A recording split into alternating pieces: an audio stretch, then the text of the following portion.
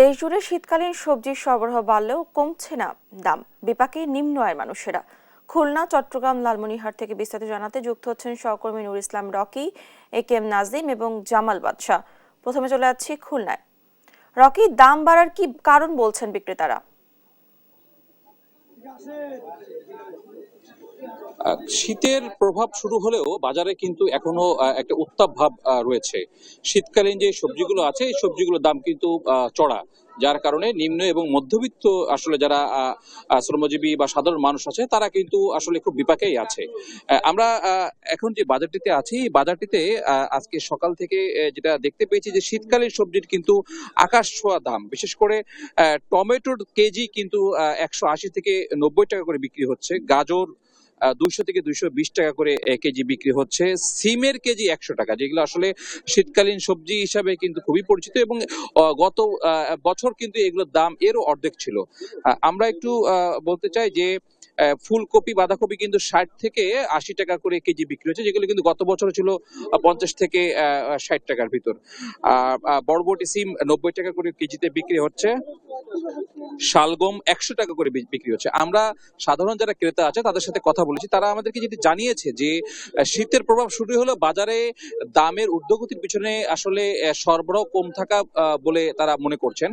পাশাপাশি বাজার তদারকিও কিন্তু আরো বাড়ানো উচিত, যে দ্রব্যমূল্য আসলে নির্দিষ্ট কোনো নির্ধারণ না থাকায় কিন্তু বিক্রেতারা ইচ্ছা মতো করে দাম হাঁকাচ্ছে বলে ক্রেতারা আমাদের কাছে অভিযোগ করেছে। পাশাপাশি আমরা কথা বলেছি একাধিক বিক্রেতাদের সাথে, তারা যেটি আমাদেরকে জানিয়েছেন যে সরবরাহ কম, যার কারণে কিন্তু আসলে বাজারে দ্রব্যমূল্যের দাম অনেক বেশি। তবে তারা প্রত্যাশা করছে যে শীত যেহেতু শুরু হয়েছে, ফসল আরো ওঠার সাথে সাথে কিন্তু শীতকালীন যে সবজি যেগুলো আছে সেগুলোর দাম কিন্তু আসলে কমতে শুরু করবে। তো খুলনা থেকে শীতকালীন নিয়ে এটা ছিল আমার কাছে খবর। আমরা এখন চলে যাচ্ছি চট্টগ্রামে, সেখানে আমাদের সহকর্মী নাজিমের কাছ থেকে বিস্তারিত জানবো।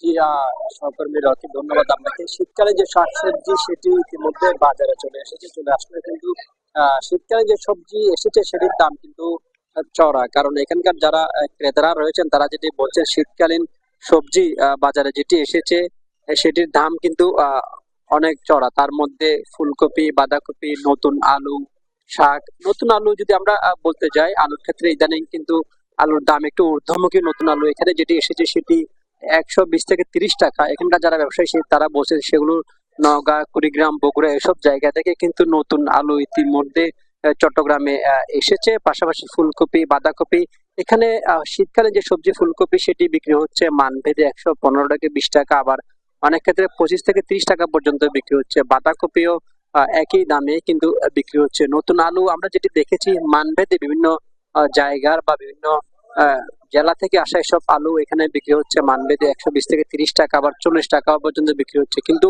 আগের যে পুরাতন আলু রয়েছে সেটি কিন্তু বিক্রি হচ্ছে 65 থেকে 70 টাকা। পাশাপাশি শীতকালে অন্যান্য যেসব শাকসবজি বাজারে এসেছে সেগুলোরও দাম ঊর্ধ্বমুখী।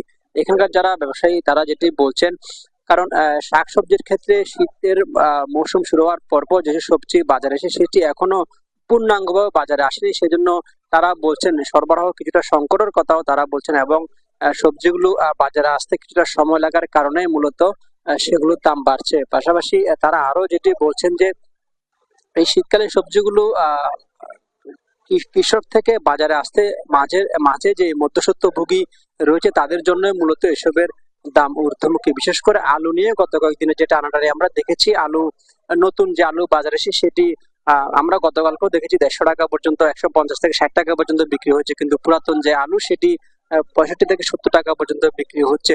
পাশাপাশি অন্যান্য যেসব সবজি রয়েছে পেঁপে, বরবটি, সিম, শসা, করলা, পরল, মূলা এসবেরও দাম বাড়ছে। এখানে আমরা দেখেছি মূলার যে দাম আপনার 70 থেকে 75 টাকা, আবার 100 টাকা পর্যন্ত মূলা বিক্রি হচ্ছে। পাশাপাশি বেগুন, টমেটো এসবেরও দাম ঊর্ধ্বমুখী।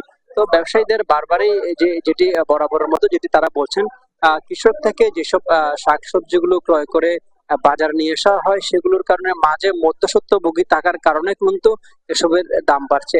তো তারা আরো যেটি বলছেন গাড়ি ভাড়া বৃদ্ধি বা প্রথমতে যে গাড়ি দাঁড়ানো বা টাকা পয়সা নেওয়া আনা নেওয়ার ক্ষেত্রে মাঝের যে টাকাগুলো তারা দিতে হচ্ছে, সেজন্য মূলত এসব শাকসবজির দাম বাড়তি।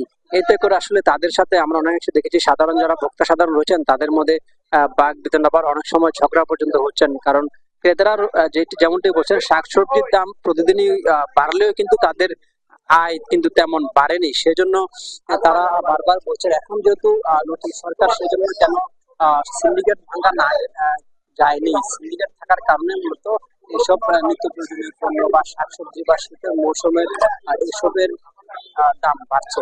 এতে করে সাধারণ মানুষের মাঝে না বিশ্বাস তৈরি হচ্ছে। আমরা এখন চলে যাবো আমাদের সহকর্মীর কাছে, তিনি জানাবেন বিস্তারিত।